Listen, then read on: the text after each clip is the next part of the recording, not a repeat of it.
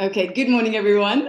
My name is Mariam Zaidi, and welcome to today's webinar, which is brought to you by ECL, the Association of European Cancer Leagues. Now, over the next hour and a half, we're exploring PFAS and cancer. What do we know about forever chemicals? Now, there are, of course, several chemicals from asbestos to formaldehyde that we all generally know can cause cancer with prolonged contact or exposure. But little is widely known about PFAS, or polyfluoroalkyl substances. They are, of course, a family of approximately 10,000 human-made chemicals. And their use is so widespread because they have very desirable properties like stain resistance, heat, water repellent, and they also have non-stick properties. Now, PFAS can be found in anything from jet engines to medical devices, refrigeration systems, and electrical devices such as phone screens. But also we can find them in common household products, from, of course, pots and non-stick pans to shoes to water-resistant clothing, our sports bras, paper, makeup, toiletries, and even things like contact lenses that I am wearing right now. Now, the annual health cost related to PFAS exposure is estimated at a grand total of around 52 to 84 billion euros a year. PFAS are called forever chemicals, or nicknamed that, because they're very persistent in our environment and they can take up to 1,000 years to break down. And here are also a few examples. In Belgium, blood tests have uncovered high levels of PFAS. Residents of the Belgian city of Antwerp were warned not to consume food grown from their own gardens because soil and groundwater were contaminated with PFAS.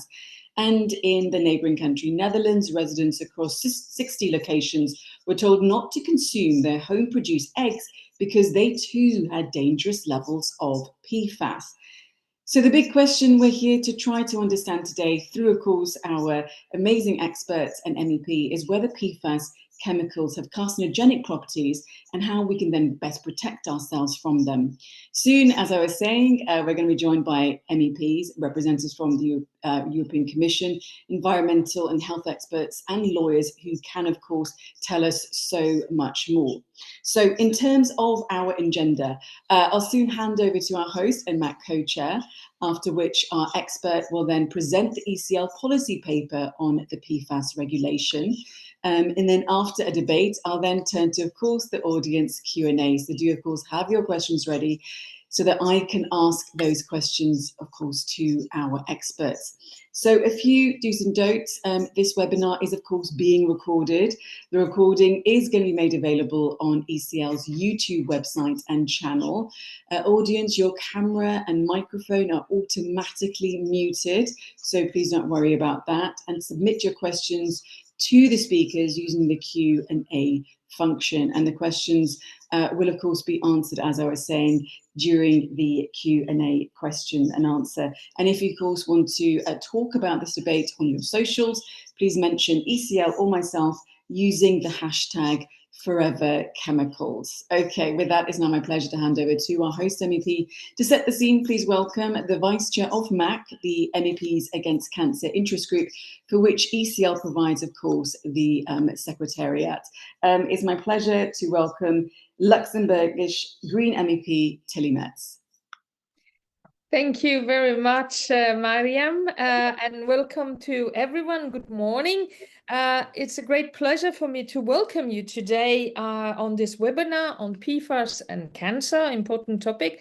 And I would like really to start, therefore, also by thanking ECL for organizing this meeting, as this topic is really of utmost importance and highly relevant for the ongoing political debate. Today's discussion that we are about to have is one of the greatest examples also of One Health's approach, a very clear one and very negative one when man-made pollution present in the environment affects human health and nature. So PFAS, and Mariam said it already, are often called forever chemicals, which is both accurate and very alarming. So PFAS are, and Mariam said it also, a group over 10,000 synthetic chemicals that do not break down in the environment and accumulate in the human body over time. So they can be found in everything from non-stick cookware and water-resistant clothing to firefighting foam and food packaging.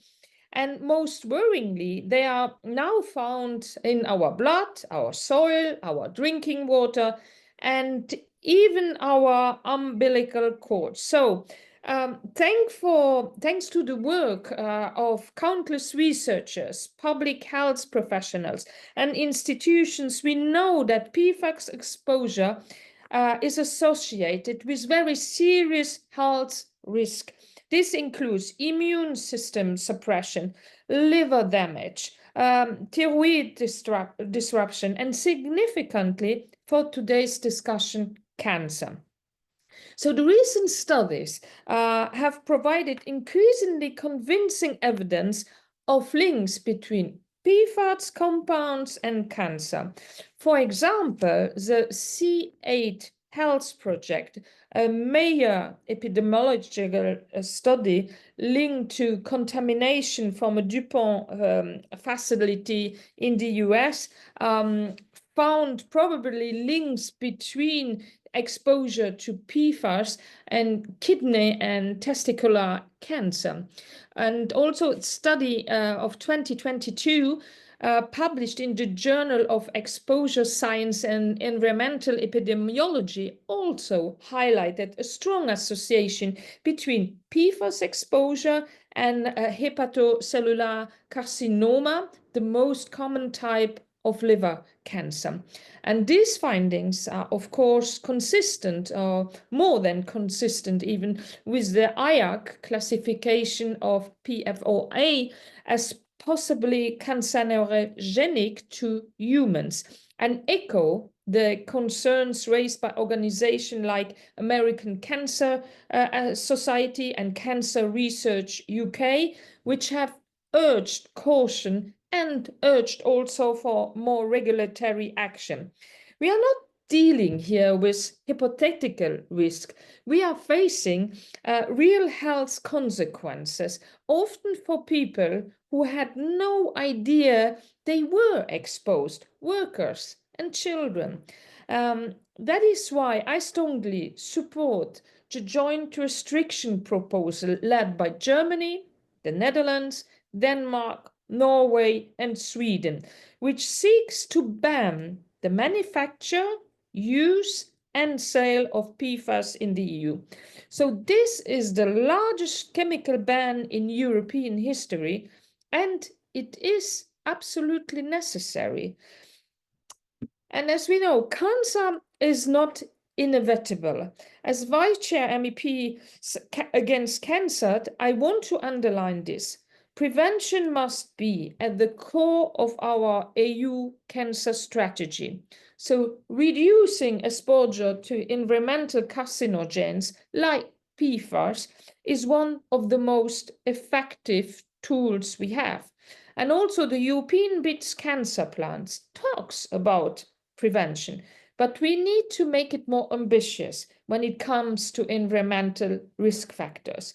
This includes better alignment with the zero pollution ambition of the Green Deal and faster, bolder action on chemical regulation. So let's work together across political groups with civil society, researchers, and the public to ensure that we phase out PFAS. So thank you very much, and I look forward to a rich and productive discussion. I apologize already because I will have to leave a little bit earlier, but I will stay for as long as possible. Thank you. Thank you so much, MEP Metz. And yes, we are aware that you will have to leave early. So all I'd say is, obviously you're going to take part in our debate. So when you've got sort of a few minutes before you desperately need to go, just let us know and we'll come to you for a final statement. I know that all of our audience would love to hear from you. Okay, well, let's get into the nitty-gritty of it all then. For our next speaker, please welcome Tom Bowles. He's a strategic advisor from the Dutch Cancer Society, and he's the lead of key issue of environmental hazards in ECL's prevention and early detection working group. Now, to effectively protect public health across Europe, ECL believes that we must tackle the root cause of PFAS exposure. Therefore, ECL does also support a general restriction under REACH as proposed by the 5 countries behind the EU restriction proposal. So that's the thing that MEP Metz was just talking about there. Tom will now present ECL's position paper on the PFAS regulation, but just note, it won't be launched until the European Week Against Cancer, which is from the 25th of May to the 31st. But participants, fear not, because once this stream ends, you will, of course, get a link to that paper. Over to you, Tom. Thank you very much, Mariam. And like you already mentioned, my objective with this presentation today is to inform you on the content of ECL's position paper, but additionally to also give you some background on the policy developments with regards to the restriction proposal that has been put forward. So let's dive right into it. So a PFAS 101 that has already been partly given by my colleagues. So PFAS are defined as fluorinated substances that contain at least one fully fluorinated methyl or methylene carbon atom. And this is as technical and as I will go. They have a shared characteristic that is that they're extremely persistent, meaning they don't break down at all, or if they break down, it takes a very, very long time. This is such an issue because it means that if we do not reduce the release of PFAS in the environment immediately, our exposure to PFAS will keep on rising. So if we do not tackle the fundamental issue of the use but also the production of PFAS, it will be like trying to empty the ocean with a spoon. So besides the persistence characteristics that PFAS often shows, they also show traits like bioaccumulation and environmental mobility. This means that PFAS builds up in plants, animals, and other organic materials, and that it will spread over very large distances. This is an issue because it means that areas that far away from PFAS production sites are being polluted. So on the next slide here, you actually see where these polluted sites are within the European Union. So this is a map that's made by the Forever Pollution Project, a project of journalists and researchers. And it looks at pollution of PFAS throughout Europe. And what we see here are known and presumptive contamination sites. But this only shows environmental pollution, right? PFAS pollution of the if you are lucky enough to live in one of these white areas that are seemingly non-polluted, you are most likely still being exposed to PFAS, not because of the environment that you live in, but because of the products that you use. So PFAS also have application outside of industrial production. They are used in pesticides, medical products, biocides, raincoats, and many other applications. So what this means is that there are multiple exposure routes through which we as humans are exposed to.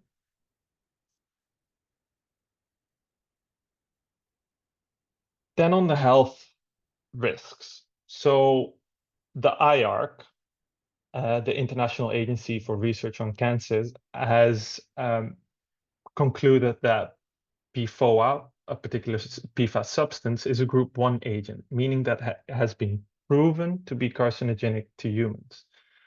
They also studied another PFAS substance called PFOS, which has been classified as a group 2B agent, indicating that it's possibly carcinogenic to humans, with strong mechanistic evidence. And mechanistic evidence is evidence on why a substance might cause cancer at a molecular and cellular level, providing really the rationale behind the cancer risk that could be identified through other studies, epidemiological studies or experimental data. But there's also other health risks that are associated with PFAS exposure that are not cancer related. So for instance, liver toxicity, increased cholesterol levels, but a very interesting one I want to highlight, which is the reduced vaccine response in children. So although the HPV vaccine was not one of the studied vaccine responses, it does raise concerns on the influence that PFAS exposure could have on preventing cervical cancer and other HPV-related cancer. So to summarize really the issue with PFAS exposure is that we have a group of chemicals that hardly break down, if ever at all. And these chemicals can be found in numerous products and have polluted our environment that we live in. So they make us sick. So prevention is all about tackling the issue at its source. And in this case, that means restricting the use, production, and trade of all PFAS. So in order to realize that, there were 5 countries that put forward a universal PFAS restriction. So that were Norway, Germany, Netherlands, Denmark, and Sweden. And they've submitted a universal restriction proposal for PFAS with the ECHA, the European Chemical Agency. So within that proposal, there were 3 applications of PFAS that are exempted from the restriction, exempted altogether. And those are the applications of PFAS within the active ingredients of biocides, pesticides, and medicinal products. And currently, where we are in the process of that restriction proposal is that ECHA is processing all comments that came from all the different public consultation rounds. And after all comments are processed, they will share their opinions with the European Commission.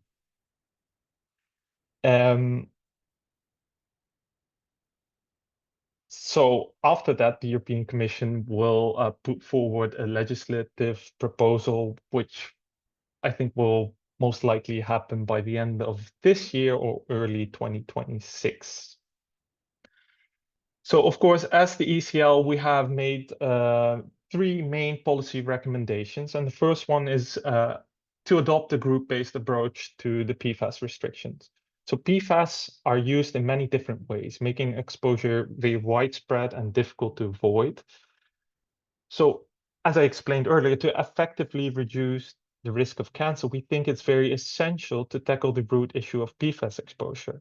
So we call for a group-based approach in the restriction to eliminate harmful exposure and to protect the public health across Europe. And additionally, what this group-based approach does is that it reduces the risk of so-called regrettable substitutions, where one PFAS product is replaced by another just as harmful or potentially even more harmful PFAS adjusted product. So the second policy recommendation that we make is commit to a PFAS-free future that goes beyond the scope of the REACH regulation. So the current PFAS restriction proposal, as I mentioned, is limited to the scope of the EU REACH regulation and does not cover certain critical areas such as medicinal products, biocides, and pesticides. And as ECL, we really think and believe that continued use of PFAS in these sectors is undesirable. So allowing these exemptions would lead to prolonged exposure to PFAS, but more importantly, it would also remove incentive for the industry to develop safer PFAS-free alternatives.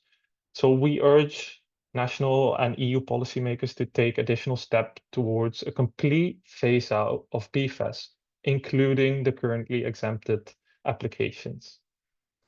And finally, the last one, also very contentious discussion that I think will definitely be covered in the following discussion that we'll have, is to limit the derogation and ensure that the derogations are strictly time bound. So as ECL, we recognize that certain industries, such as the pharmaceutical industry, may need some time to transition away from PFAS.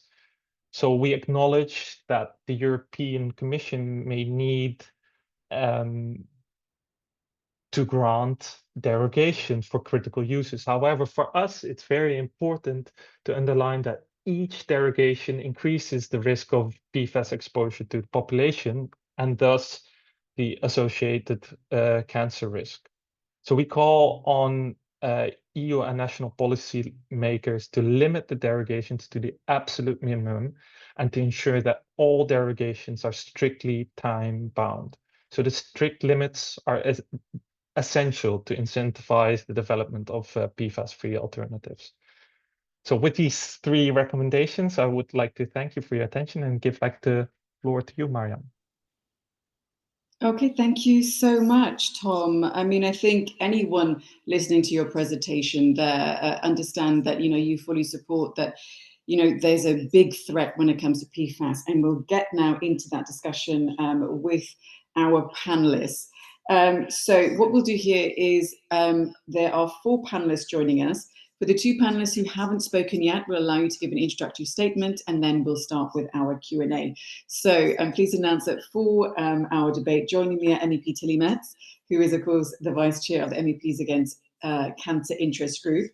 Paul Spite is the Head of Safe and Sustainable Chemicals Unit at DG Environment, of course, at the European Commission. Thank you for being with us this morning. He was just presenting just now. Tom Baus is a Strategic Policy Advisor at the Dutch Cancer Society, where he focuses on environmental health. Within ECL, he acts as the lead for the working group on environmental hazards. Last but not least, we have Sandra Yen. She's the European lawyer and program lead for health and chemicals at HEAL, the Health and Environmental Alliance, since 2024. Okay, so as I was saying, as MEP Metz have spoken, along with Tom, we'll go straight to Paul for an opening statement. Yeah, many thanks. And thank you very much for inviting me here today. It's a very interesting discussion. So just a few things to start with. And I think it was very clear, that PFAS have been used for many, many years without any appropriate controls. And this, in a way, this is a bit a failure of the REACH system, and we have to recognize that the REACH system did not work well and was not able to prevent the kind of environmental and health damage that we are now seeing, and we are kind of playing catch up. Because although the chemicals themselves will have varying health risks, we don't know the full picture. It's clear that they're all persistent, and it's also clear that we don't have time to wait for the final health picture before we act on restricting and on managing the problems we have. So I say restricting and managing because there are 2 things we need to do. The first thing, as indeed Tom and Tilly Metz was explaining, is we need to restrict, we need to reduce the amount of emissions into the environment via the universal restriction. And I'll come back to that. But at the same time, in the Commission, we are also increasingly reflecting that it's not enough to do this. There is a large amount of PFAS already in the environment. It's already posing a health problem. At least for the hotspots, some of which you saw on the map earlier, we have to do something about monitoring and cleanup at the EU level. But let me start with the restriction. So first, this is a massive undertaking. I mean, as you heard, there might be up to 10,000 of these chemicals. They are used across so many use groups, some of which were absolutely indispensable to our society, and some of which largely should never ever have got on the market. And so we need an adapted policy approach to that. And this is what's now being worked on with the member states, with the ECHA, the European Chemical Agency in Helsinki, and then it will come to the Commission. Just one precision on the timing. This is a massive task. It is going to take more time.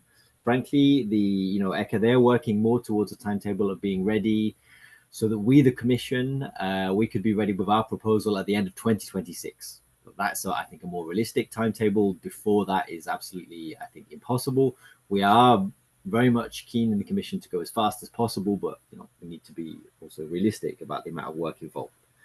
And in the Commission, as you will have seen, statements from the Executive Vice President, from my own Commissioner, Commissioner Roswell, we're trying to focus first on the consumer uses, but also then come quickly to the industrial uses. Yeah, and then a final word, well, 2 last things. So one is on monitoring and cleanup. So here we are hoping to announce some work on this, because at the moment we have some member states that are quite active. You heard about Belgium, you heard about the Netherlands. But sadly, if you go further east towards Romania and Bulgaria, there are people who are exposed to these chemicals and they have no idea, and nothing is being done. So we need to do more to spread that beyond the front-running member states. We need to have a better monitoring system. And we also start, at least with the hotspots, we need to start thinking about some kind of cleanup. And then finally, just one last thing on the overall context. So obviously the environmental and health impacts are extremely important, but PFAS, why is it slow? It's also because they are used in, quite vital industrial uses where they're very hard to substitute.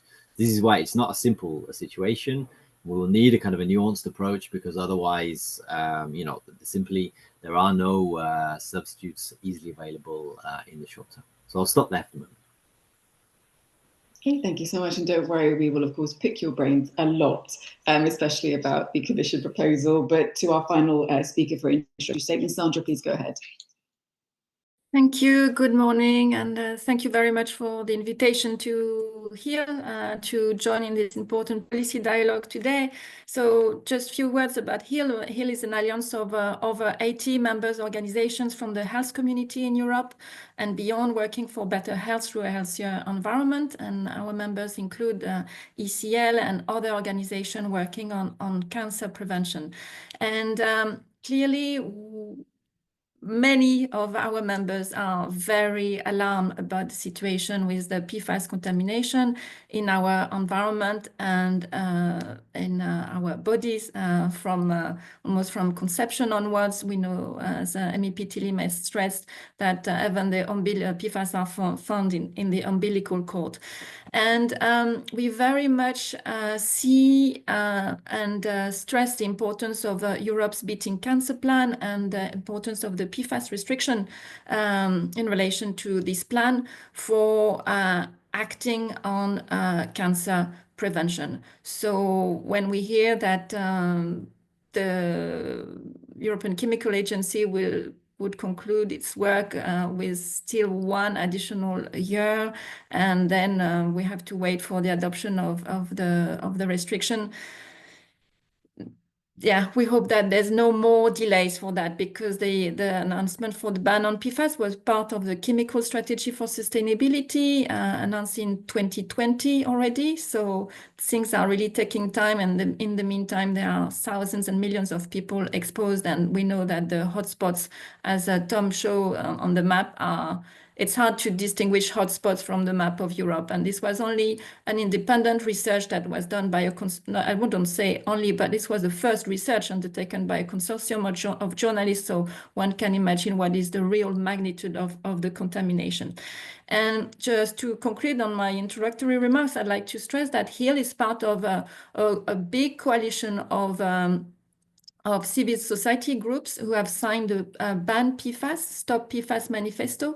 And this includes 122 organizations at these states mobilized for a strong and robust PFAS restriction. And I'd like to stress the concern also about the distinction mentioned between the use of PFAS for consumer products and the use of PFAS for industrial use. We know that the use of PFAS for industrial use represents the vast majority of the uses. So one should not think that by only banning PFAS in consumer uses, people in their everyday life would be protected against PFAS exposure.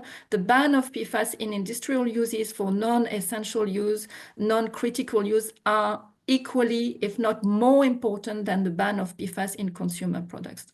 So I will stop there. Thank you. Okay, thank you so much. Okay, well, let's get to our questions then. Given that MEP Tilly Metz does need to leave soon, so panelists, hold on. I'll ask her a few questions so we make sure that we get to hear from our MEP first. So I'm going to build up, in terms of a first sort of general question. All of you have painted this picture very, very clearly. I think, Tom, you spoke about this map You showed us a map of PFAS pollution across Europe, and it seemed to be the case that, in Western Europe, there seems to be more of a concentration of PFAS pollution. I mean, I was quite surprised to see that, when we look at the PFAS pollution across the United Kingdom, it seems to be very much England-based, which is quite alarming. So MEP Metz, then, coming to you first. I mean, all of you, all the panelists have spoken about what a danger this is, what a danger PFAS is to people's health and the potential for cancer. Why then is awareness amongst the public so low, in your opinion? First of all, I think it's very important. Now we have the facts that are coming from the research. And again, I want to thank all the people that have been working on analyzing how alarming the situation is. And I think we must really spread also the news to the decision makers and that the civil society puts pressure, because each derogation from the PFAS ban will mean that the pollution just continues, and its negative health impact also continues. And of course, it is disastrous consequences on human health, but we mention also the need now for decontaminating all those sites that you saw on the map. And this is also cost a lot. So we speak about 100 billion a year for 2 decades for this decontamination. That's the cost of it. So for decontaminating the soils from PFAS. And this was reported by a journalist involved in the Forever Lobbying project, an investigation coordinated by French newspaper Le Monde. So also, who is going to pay for it? Huh? And the question, or what I don't see right now, I know how many some big companies spend on lobbying, but what we need to know is also how much do they really now invest already in alternatives to PFAS, and not alternatives that are more harming. I think Paul was saying that, or was it Tom? I don't remember, sorry.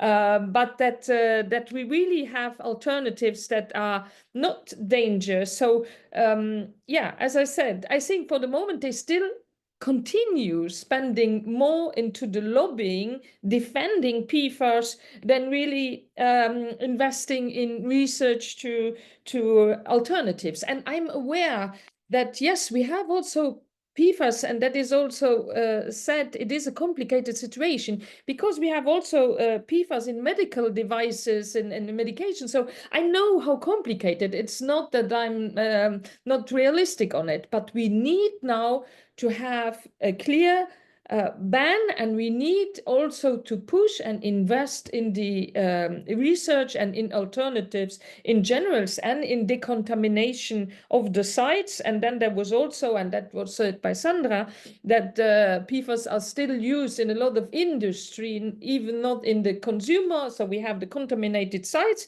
we have the consumer products, and then we have also the use of PFAS in the manufacturing, in the industry. So it's really to tackle at different levels, and we cannot continue just waiting that something is coming up regarding then with REACH. We need to act before that. But so, thank you very much again for having. No, of course. So a few questions on the back of what you were saying there, the alternatives to PFAS and decontaminating sites. I mean, another thing, when we're talking about the environment, we see, in other areas, things like carbon offsetting. Is that possibly, is there a way that you can see as a legislator to offset the use of PFAS? Is there such a thing?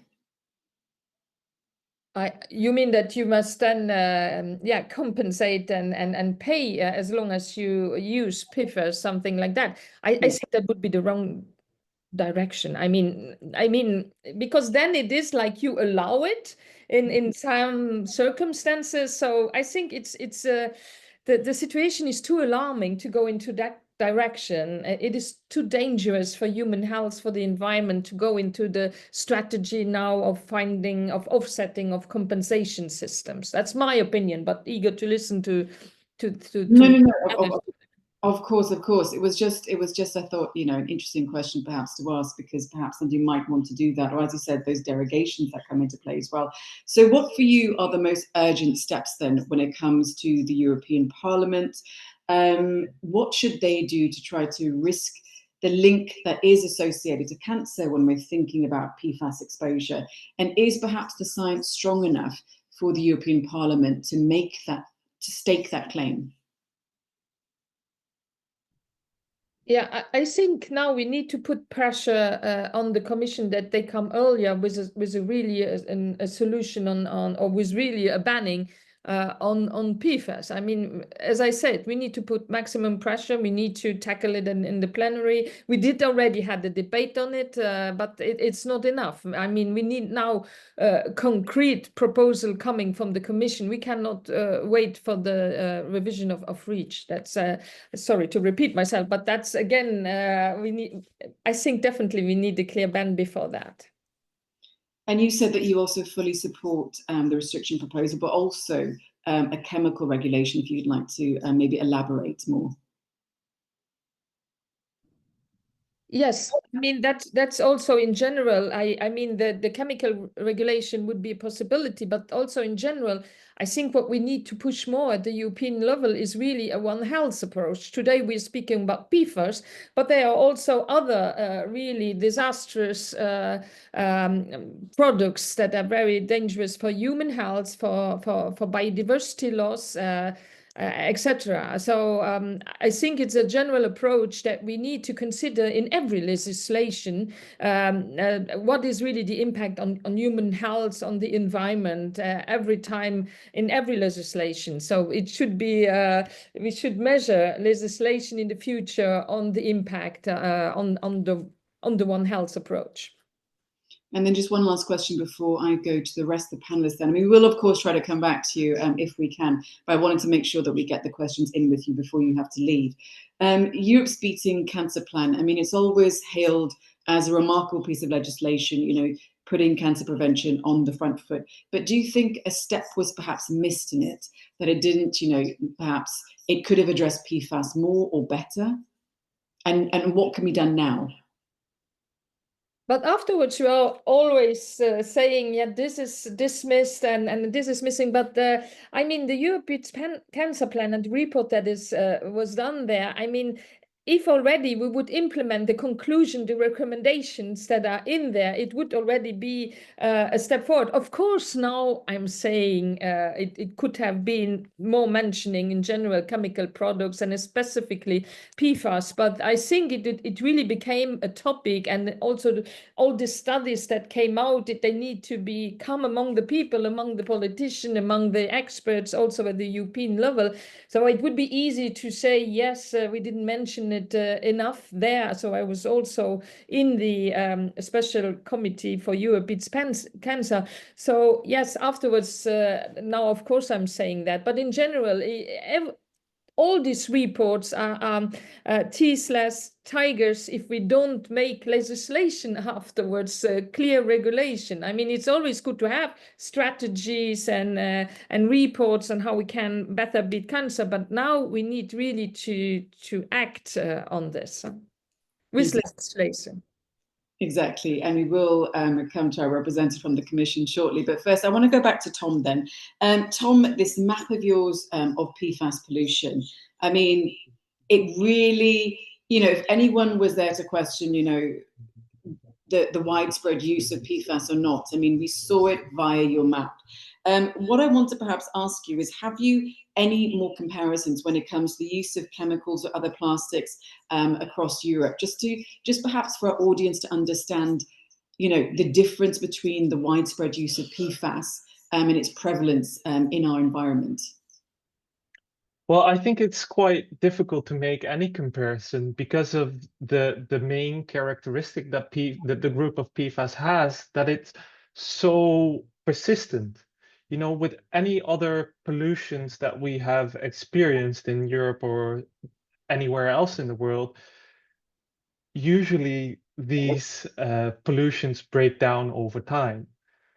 This means that even if we stop the pollution of PFAS in our environment at this very moment, we still have an issue that Paul righteously addressed, that we still have to clean up our environment.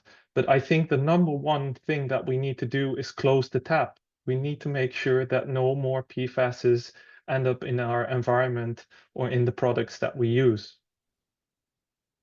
So let's come to the, the main point of the discussion then, Tom, because you're the one obviously presented the ECL strategy paper. Does PFAS cause cancer? I mean, you spoke about in your presentation about it being part of a group 2B agent that's possibly carcinogenic. But is the science there? Is it concrete enough that you can then take to the politicians, take to the legislators, take to the commission to say, yes, look, we really have to do something right now? Yes, I think it's there, and I'm not the only one that is thinking that. So, for instance, the 5 member states that actually put forward the proposal towards the European Chemicals Agency actually emphasize this increased risk of cancer as well. So there's broad recognition among member states and amongst scientists that increased exposure to PFAS will lead to an increased risk of cancer. And of course, there's always more scientific evidence that could be gathered. But the difficult thing with proving the risk of exposure to certain chemicals and the risk of cancer is that it takes a very long time. So where for certain individual PFASs, there is not 100% score on whether it does increase the risk of cancer. We argue that we should apply the precautionary principles, and if there's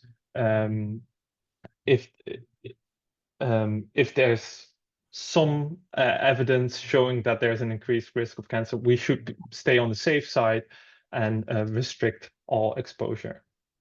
Indeed. And so let's go to our colleague then from the European Commission, Paul. So, I mean, you yourself said that PFAS has been used for many years without control. Other panelists have said that, there's a need to act on cancer prevention now.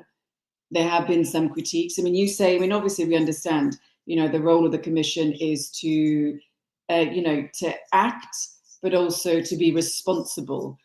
But is your proposal coming a little bit too late? 2026. I mean, it's not far away, but do you think that you perhaps could have acted faster as a Commission?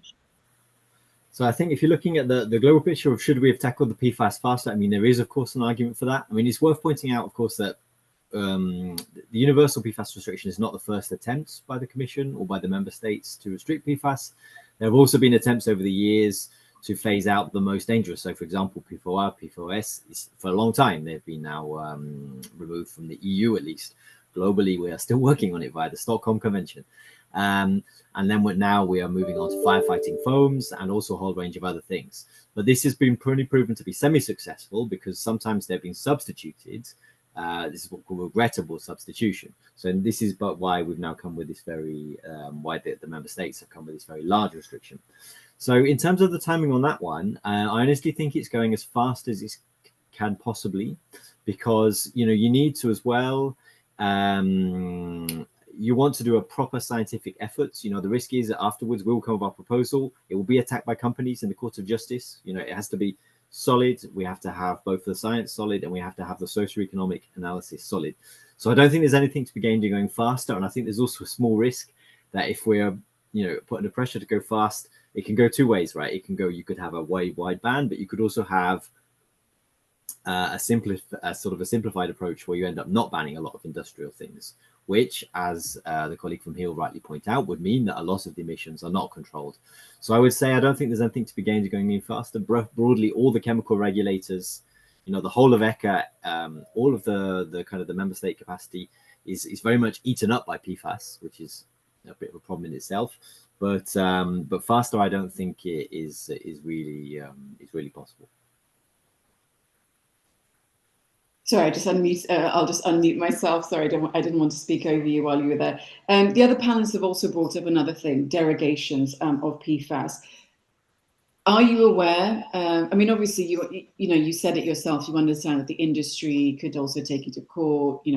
There could be a fight against anything that the Commission tries to do. But when it comes to derogations, are you going to try to limit them as best as you can? Yeah. Look, I mean, for sure there will be a fight. There is already one every yeah, look, so there are, it's quite clear. So for many of the, but for the consumer aspects, many of these things, simply the best solution is a ban. I don't know whichever genius came up with the idea of putting PFAS on the inside of your pizza box so that the cheese doesn't get stuck to the box, but that wasn't a brilliant idea. Frankly, that should never have come onto the market. Ski wax, never. Okay, so simply those things we need to ban if they're not where they're not banned already in a very large way, and this is what the political level has said. When it gets into the industrial uses, we need to control the level of emissions. Probably only about 20% of the emissions are consumer emissions, so the rest, obviously, we will have to control them. But there can be different ways to control them. In some cases, simply there will be a substitution, and then you can have a ban. For example, things like solar panels. The industry has moved on quite a lot. There are now alternatives available. Then frankly, where that's the case, there's no need to do anything else other than ban the use. There are other things that are high sources of emissions, for example, some of the F gases. You get a lot of emissions from those, so frankly, a ban might be the most sensible approach. There are other uses where you're using in an industrial setting, something like a catalyst or a valve, where you might reasonably consider that you can control the emissions. Because he's not being, no consumers are wandering around with giant, 1 meter long, 1 meter wide pipes and things like this.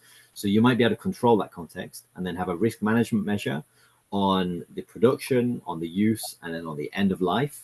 And then, okay, if you can control the emission, you can ensure that the product is disposed of at the end of its life correctly, then fine. Then you don't necessarily need to have a ban, particularly when there is no substitute available. So let's come to Sandra then. What's your advice then to the European Commission and to Paul? I mean, he's talked about there's probably going to be a fight from the industry and, of course, perhaps some legal cases. As our lawyer, what would you say?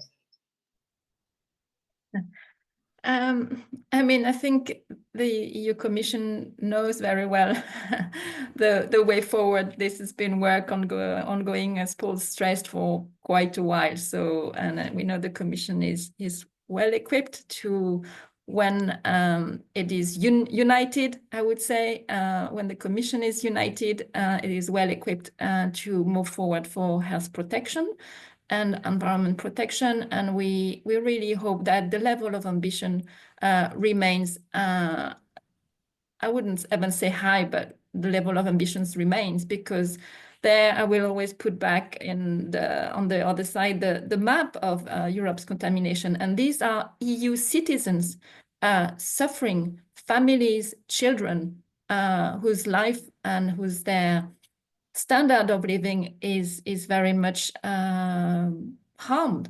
You have those communities who can no longer drink their tap water because it is contaminated by PFAS, or they are informed that vulnerable groups should not drink the tap water. Well, I just read yesterday in the French news that if you go to a village or a city close to the Mulhouse Basel Airport, people would tell you, well, we don't even take the tap water to make some coffee. So it's a level of concern, of worries, and of direct harm, let alone talking about the communities in the Veneto region in Italy, etc. So really, the question is about putting European citizens' health first again. And this is also a thing I'd like to stress, that it is also a matter of trust in what the EU is ready to do for its citizens.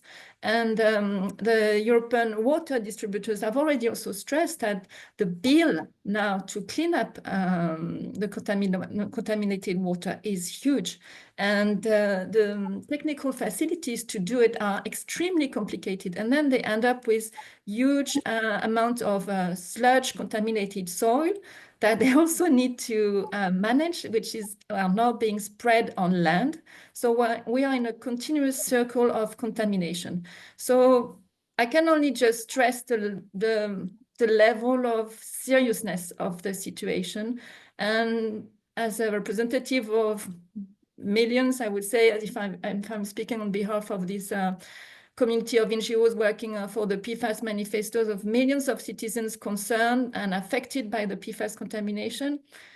Yes, we're just looking at the EU Commission, looking at the EU member states as well, which have a key power to address the problem and take it really seriously. I mean, at the level, reflecting the level of the contamination and of the concern, I would say.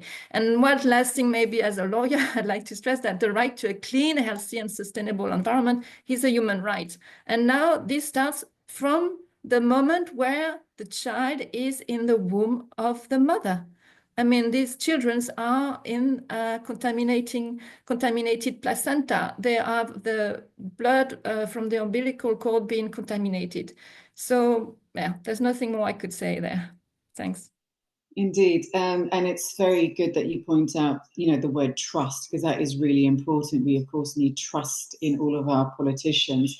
So given all that you say, Sandra, and the widespread use of PFAS, especially you brought up, the industrial scale use of it. I mean, we saw it through the map, it's huge, but then people are the ones that, of course, suffer from all of this. How would you split the communication? Because I mean, for me, it seems to be the case that the general public aren't fully aware of the issue. So would you perhaps would you like to see, communication campaigns where, we target, consumers, and then also there's a secondary sort of communication campaign where you show the industrial scale use of it?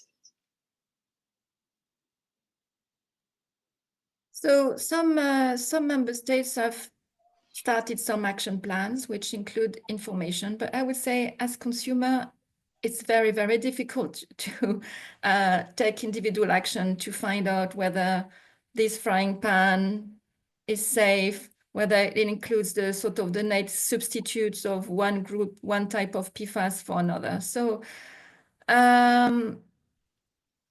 information, yes, for instance, for those communities which we know, and there are also many other communities we may not know are particularly affected. Yes, some prevention measures should be taken to try to reduce the exposure.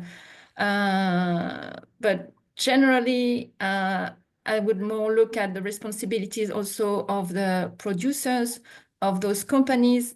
Some of them have already taken some steps to phase out and stop using PFAS for their products. We know that, for instance, in clothing, some companies were ahead in not using PFAS for their water repellent clothes, etc. So I think that's where we should look at as well in terms of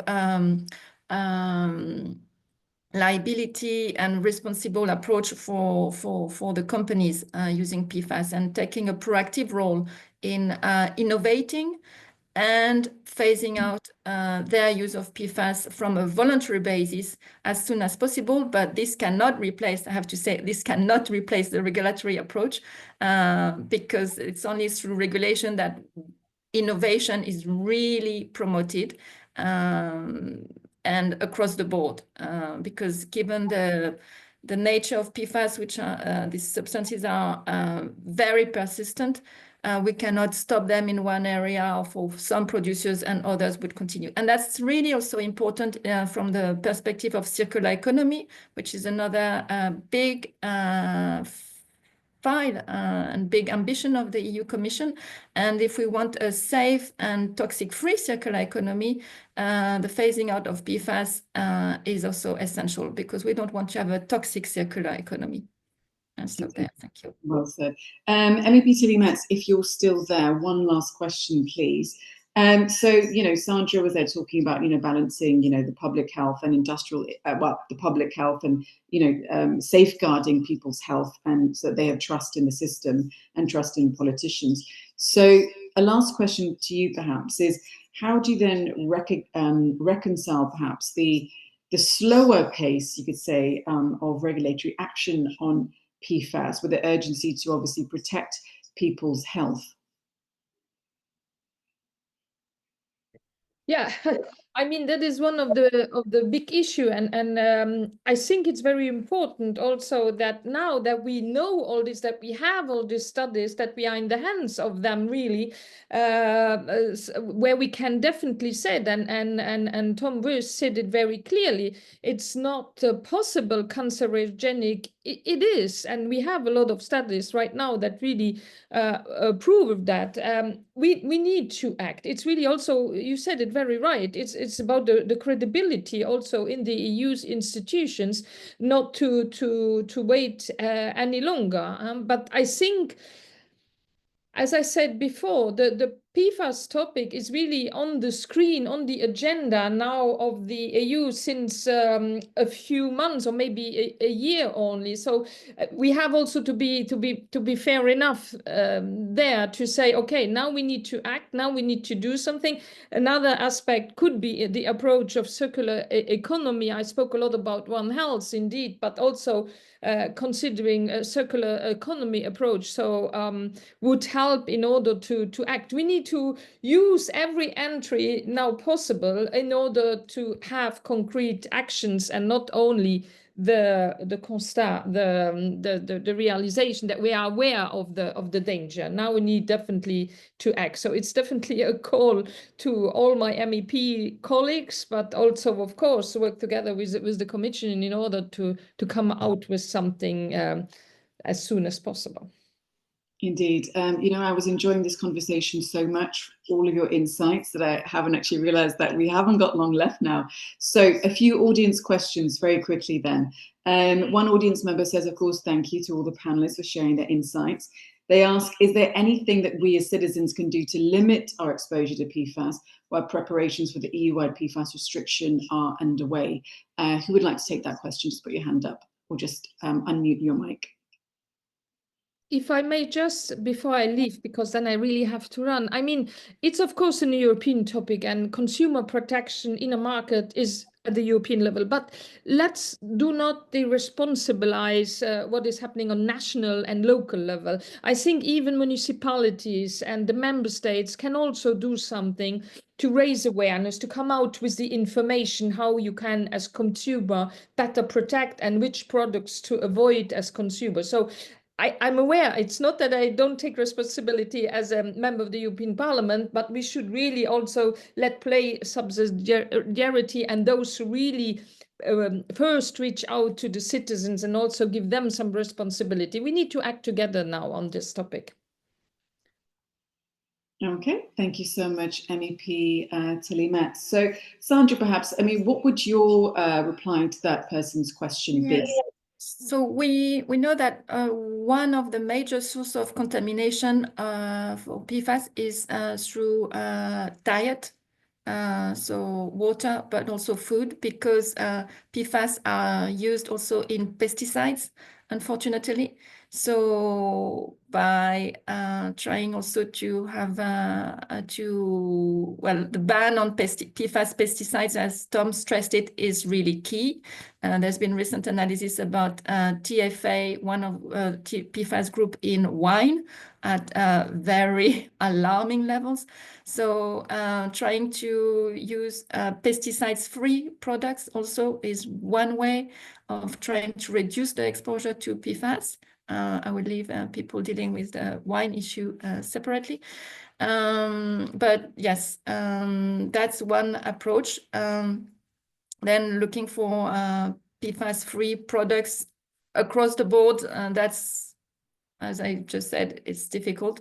But asking member states maybe to do information campaigns whilst we're waiting for the wide PFAS restriction, that's another way. But yeah, on the pesticides front and PFAS, and there the ban on PFAS pesticides could come quickly in a way. It's not related to the REACH restriction. Okay, thank you very much. Well, we'll come back to Paul then. And I think in your opening statement, you also alluded to the precautionary principle that, of course, the Commission has, where it has to, of course, be cautious when it comes to any potential hazardous or harmful products, that you can, of course, protect citizens. when there is enough evidence pointing out their harm. So, you know, just to follow up then, I mean, given all the sort of evidence that we have when it comes to PFAS, graph statistics, links to being carcinogenic, what is the sort of information from the Commission then, especially when it comes to the precautionary principle? I mean, what are you doing to try to inform people, you know, obviously prior to 2026, about the harmful potential of PFAS? Yeah, many thanks. I mean, I think in a way, the Commission, what we would like to achieve is that things that come onto the internal market, they are safe. So we're not really in the business of saying, you know, no, we want to have things that come onto our market that are safe. I think it's also very important in terms of information that there's two different groups, right? One is those people that are living in hotspots and are therefore, how do I put it? There are things that they can do to limit a little bit their exposure to those pollutants. And so, for example, if you look at what's happened in Antwerp or in other parts of Belgium and the Netherlands, you know, there've been advice indeed given out very specifically to people in those populations. And I think that is very important because you can quite radically diminish your risk.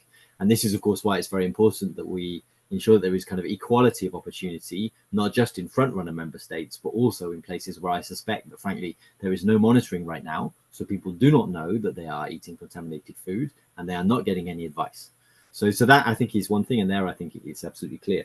For the wider consumer, you know, I think our ambition is to have products on the internal markets that are safe to use. And so I wouldn't say if you're not in a hotspot that you buy one thing or another, or at least I don't think we have an official line on that. Okay, so the internal market is safe, and you know, precautionary tales for citizens to, you know, obviously be mindful. But what then about the industry, and how is the Commission trying to perhaps support the industry to move away from using PFAS products, or PFAS in their products, I should say?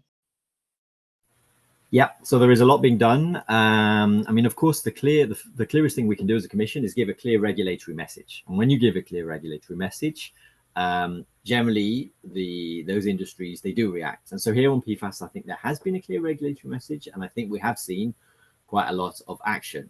But we've also seen some negative consequences, and that some people are saying, well, if you're going to be like that, then we can't make certain industries work in the European level. We have to go make them somewhere else, etc. And that is, of course, is also not good. So we've been trying to find that right balance in our communication efforts. But there's also a lot of research work being done at the European level.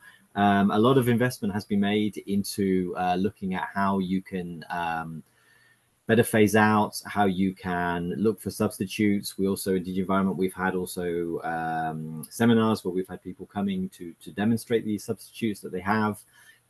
Those member states that have been working on the restriction have also done a lot of work on making it clear where there are substitutes. So there is a lot happening at the moment. I don't want to be completely negative. There is a lot. You are seeing that quite a significant industry investment into alternatives and into having PFAS-free products available. Okay, great. Tom, let's come to you then. I mean, you know, that map, as we said, I'm going to keep going back to that map. You know, it really painted such a vivid picture for all of us.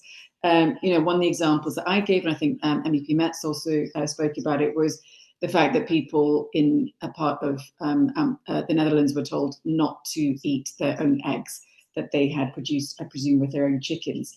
So given that your country, the Netherlands, is of course one of the signatories to the restriction proposal on the EU's REACH regulation on PFAS, talk to us a little bit about the conversation that's being had in the Netherlands and the awareness when it comes to PFAS. Yes, I think the awareness level in the Netherlands might be a little bit different from other European countries, where in the Netherlands there's a lot of press coverage on the issue of PFAS pollution in the environment, right? It's actually one of the major topics with regards to the environment that's being discussed in the media today. Because it has an impact on so many people, the whole of our country is being advised to not eat eggs that are being produced in your own garden.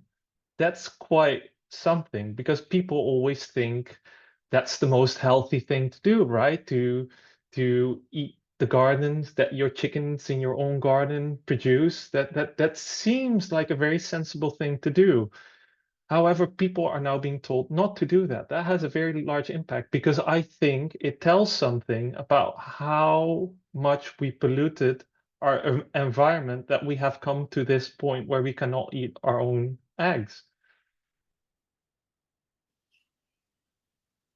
Yeah, I mean, it seems quite wild in a way. You know, here, you know, people are trying to be more mindful, you know, try to grow their own vegetables or, you know, have their own eggs. So what are then the alternatives? I mean, for example, in the areas where people have been told in the Netherlands, you know, not to eat their own eggs, I mean, was there some backlash to that? And what's been done about perhaps the soil quality there? Yeah, so I think what the main discussion with the eggs was, what should I eat more industrialized produced eggs in large like chickens that sit in very small cages, or should I eat my homegrown eggs, so to say? I think this is the wrong discussion that we have, right? Because the discussion that we should be having is what policy measures do we need to move the industry away from the use of PFAS? Because the industrial use of PFAS, and also in smaller parts use of PFAS in consumer goods, is what is actually causing this environmental pollution. And like I said in the beginning, we need to make sure that we tackle the issue of PFAS pollution at its core, at its root. And that is the starting points of the PFAS emissions. So I think that's the discussion that we need to have, and I think it's not a given that the use of PFAS is normalized in industrial applications, because it is also about PFAS-free design. And as I think as ECL, we think that regulatory pressure would incentivize PFAS-free design, and it also makes it clear that we want to have a healthy and a green industry of the future, and not the industry that we currently have. So it sets a very clear goal, I think, and with very clear guidelines and borders. Indeed. Sandra, I'd like you to tag on to Tom's answer there, you know, when he was talking about the levers, etc., that we can use to perhaps, you know, put pressure to get industry to stop using PFAS products or designing them. So what role is there then for civil society? And do you feel that your organization and you're part of HEAL and other sort of health or scientific advocates are able to inject the right kind of information into the conversation when it comes to the dangers of PFAS? I think within our limited resources and capacity, we talked before about the huge investments of some parts of industry to fight against the PFAS restrictions. So I would say from the civil society, our resources are more limited, but clearly the scientific community who has been working on the health impacts of PFAS, including as part of EU research project, is very much mobilized and available to come up and to make sure that the results of their research, which has been available also for quite some time as regard to certain health impacts of PFAS, is being used for progressing on the regulatory approach, and also for some of the legal actions which are being undertaken in some, as regard to some specific sites and which are contaminated, and where unfortunately we can see directly the health impacts on the community. So yes, everybody is mobilized to help and make sure that the situation change, and that the regulatory progress are being made as soon as possible, both on the EU level and sometimes on the local level, because we know that at some places also the controlling authorities may not have exerted, I would say, their scrutiny or their control as well as it could have been done. So as far as possible, I think all groups are mobilized, I would say. And we've seen a number also of legal actions to try to speed up actions, both at national, local, or regional level. And maybe there will be actions at EU level in terms of rights to a clean and healthy environment as regard to PFAS at some point. Let's see. Now, just one quick follow-up, on the work of HEAL. And I want to talk about competitiveness, because I think HEAL voiced concerns over the perspective taken in the Draghi report on the EU's competitiveness. And HEAL called for policymakers to prioritise health and environmental safety over the short-term economic considerations. So can you perhaps just lastly talk to us about how that conversation went? Well, now I think the EU has moved on to the work on its clean industrial deal. And competitiveness is part of the equation. I think when you use the figures have been stressed of 52 to 84 billion euros for the cost of PFAS contamination. So I think it's really important that this comes into the equation of competitiveness, because the cleanup, you can see that the cleanup costs are not marginal, but they are huge. We are questioning about the polluter pays principle as well, which I think has not been mentioned too much in that conversation today. And in terms of competitiveness, at HEAL, we believe that it is important to have a healthy population as well, to have a competitive economy or competitive society, not only for that, but I mean, having healthy people is really key. And when you see the magnitude of the health impacts of PFAS as respects to cancer, but also impacts on the immune system, the link to diabetes, to liver damage, reduced birth weights, impact on fertility, on the development and behavioral problems as well.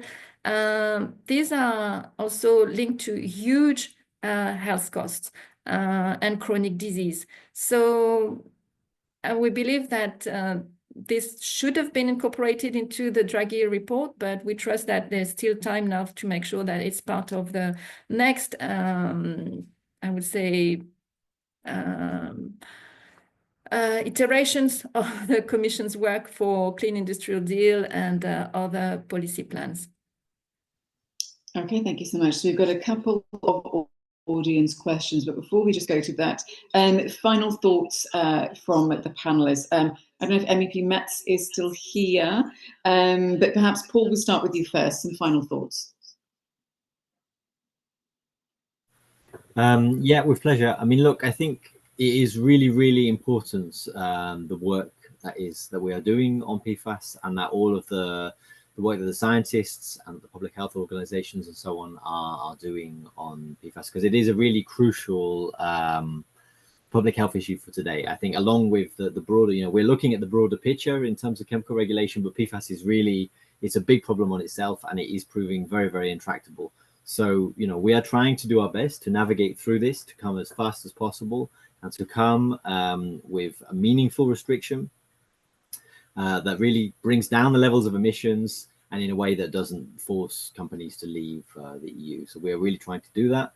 And we are also very much focused as well on, at the same time, trying to ensure that people who are in hotspots and who maybe don't have the appropriate information, that there is not a monitoring, that there is not any effective action on cleanup, that will work on this. And I think that's maybe worth taking a point, is that for the moment, we don't really have any good environmental cleanup technologies.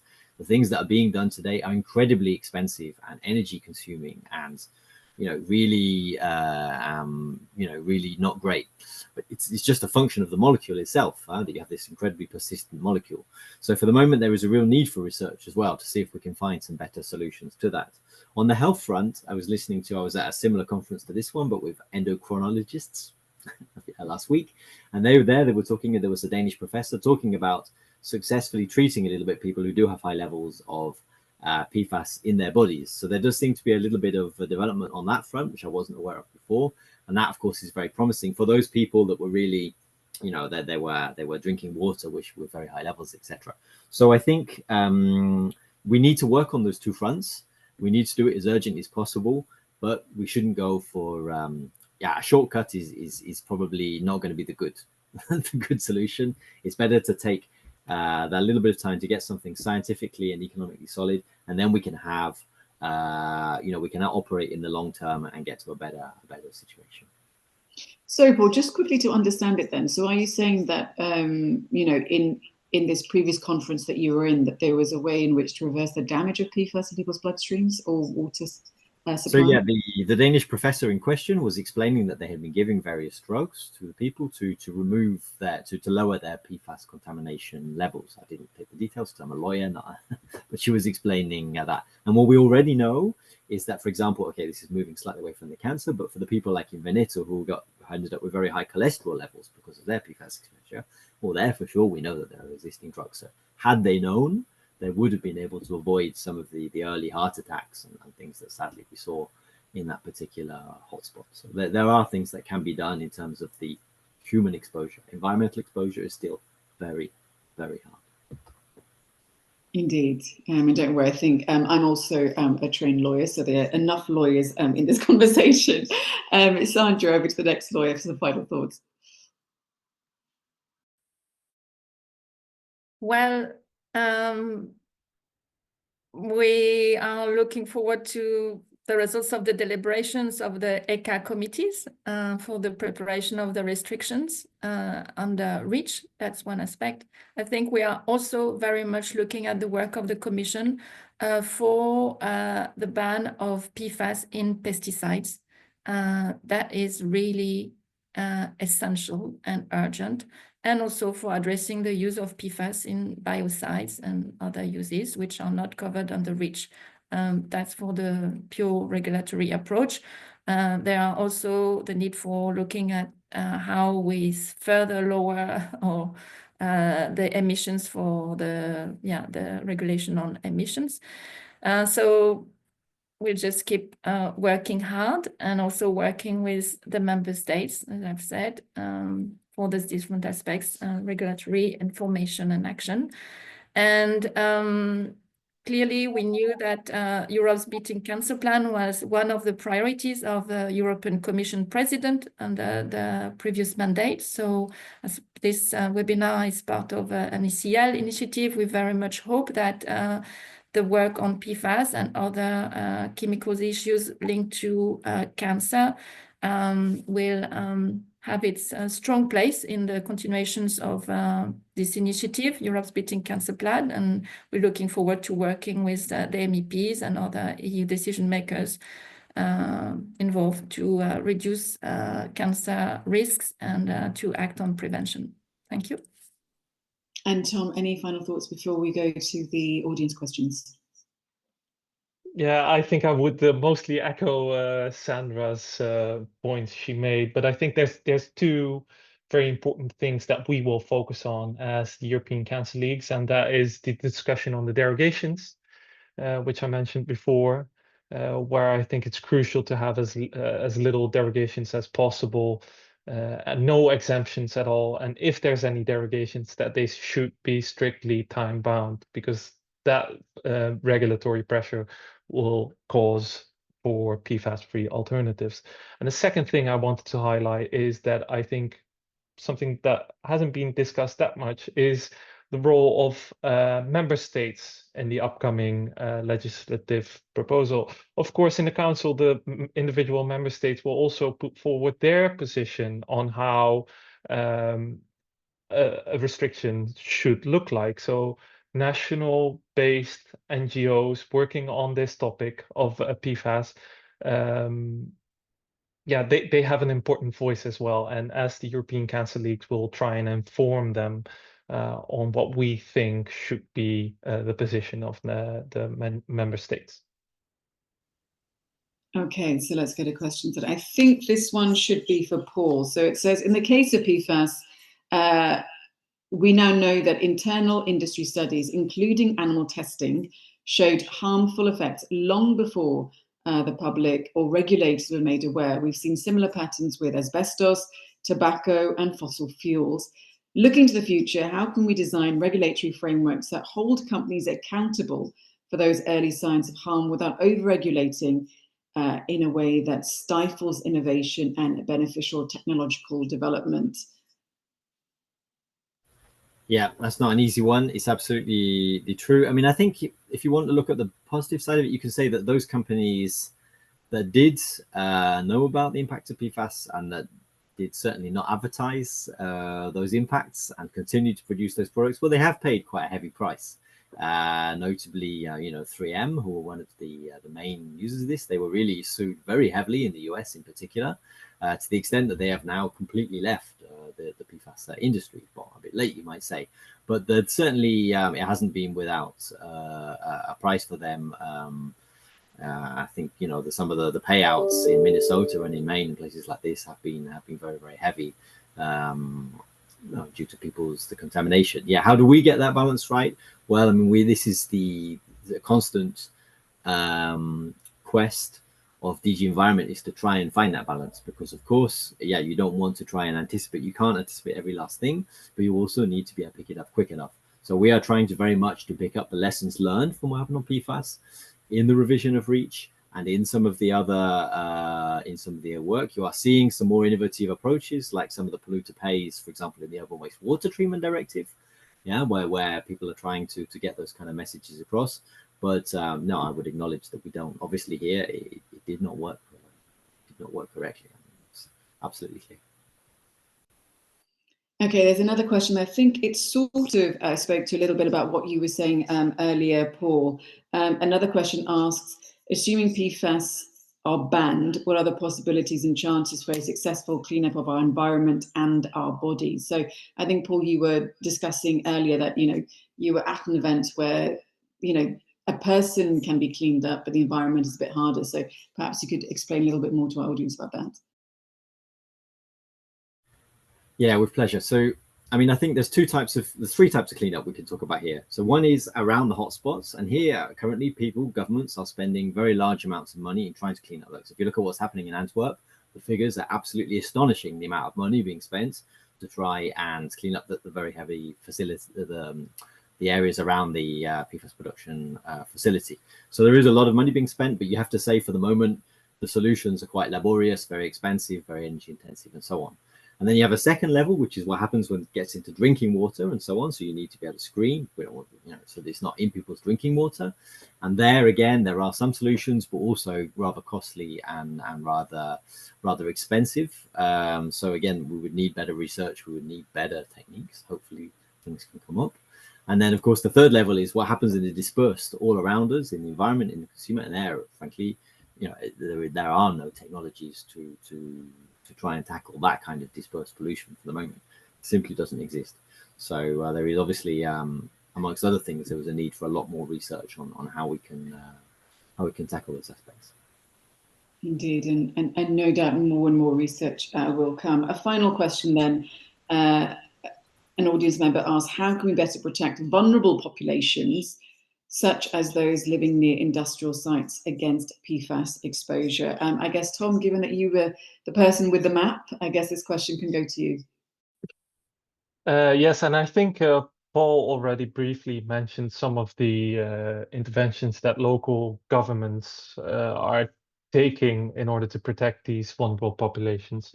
And that is to give advice, for instance, with regards to produce that they produce in their own community, your garden, to not eat those produce, or to not eat the eggs from the chickens that eat worms or vegetables from that garden. But like said before, I think the real solution is to tackle the pollution that is causing this local hazardous environment. Okay, thank you very much. Well, we're coming to the end of the debate now. Honestly, I want to thank all of you panelists. I've really enjoyed this conversation. It's been, you know, full of, you know, real description of the problem itself of PFAS. You've come with some great ideas, and, you know, I think given the audience an up-to-date analysis of where we are when it comes to PFAS pollution and how it could potentially be linked to cancer. So thank you all so much.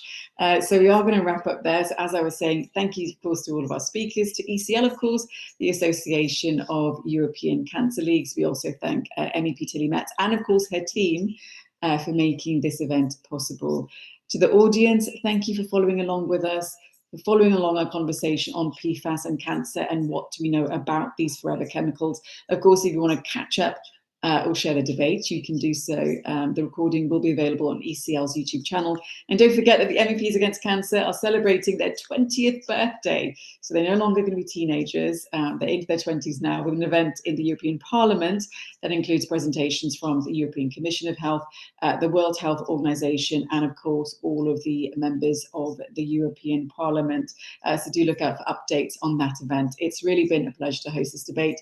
Thank you so much. Take care and bye-bye.